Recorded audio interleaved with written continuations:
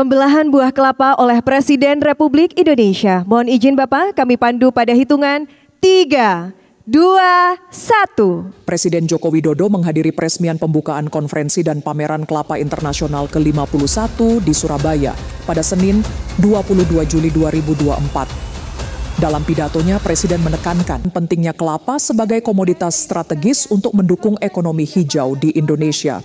Beliau menjelaskan bahwa Indonesia memiliki luas lahan kelapa yang mencapai 3,8 juta hektar dengan produksi 2,8 juta ton per tahun. Posisi ini menjadikan Indonesia sebagai negara dengan produksi kelapa terbesar kedua di dunia. Presiden Jokowi juga menyorot potensi besar kelapa dalam berbagai sektor, mulai dari coklat, kakao, vanili, kopi, lada, cengkeh, dan lainnya. Beliau menekankan pentingnya meningkatkan produktivitas kelapa dengan fokus pada 3 hal, yakni kualitas bibit, pemeliharaan dan perawatan, serta metode panen. Selain itu, Presiden Jokowi juga menekankan perlunya hilirisasi kelapa untuk menciptakan nilai tambah yang lebih besar. Hilirisasi ini bisa dilakukan melalui pengembangan bioenergi dan biopestisida dari limbah kelapa. Yang memiliki potensi besar adalah kelapa.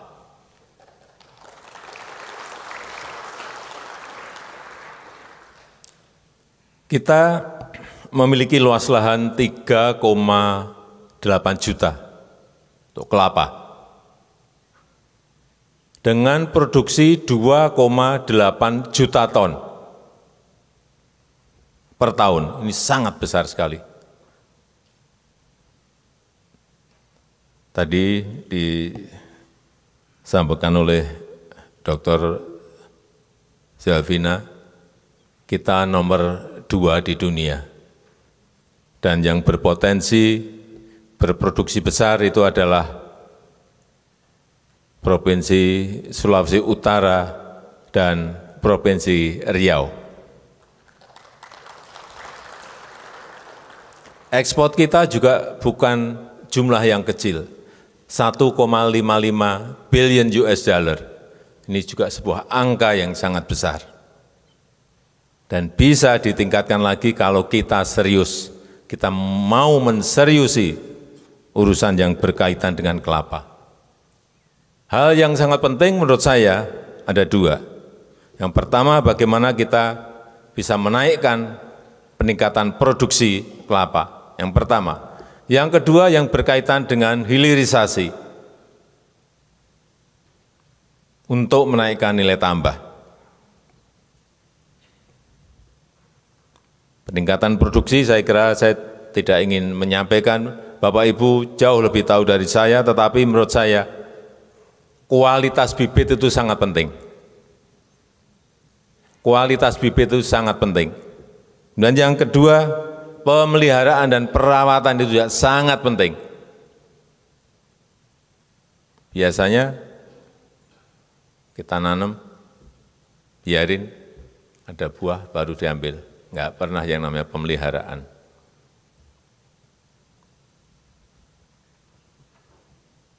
Yang ketiga, metode cara panen.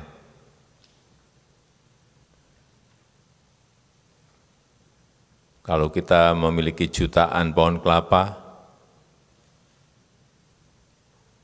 menyiapkan orang yang memiliki skill untuk memetik kelapa, kalau kelapanya hanya 2 meter enggak apa-apa, tapi kalau kelapanya 20 meter, berapa juta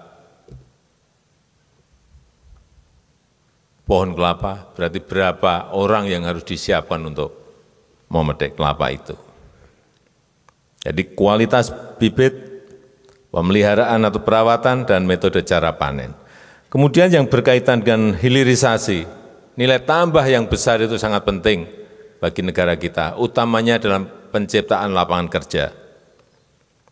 Riset merupakan hal yang sangat penting.